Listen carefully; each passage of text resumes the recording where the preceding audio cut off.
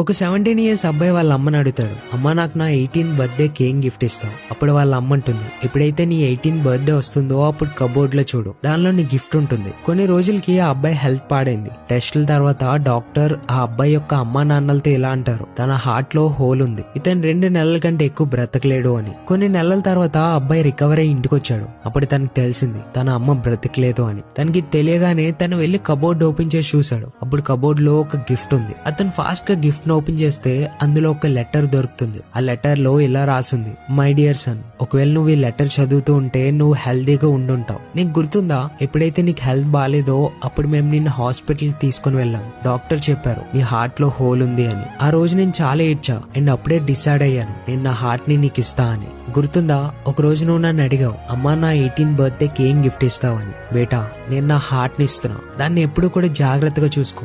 Friends, ఒక అమ్మ ఎందుకే చనిపోయింది? ఎందుకంటే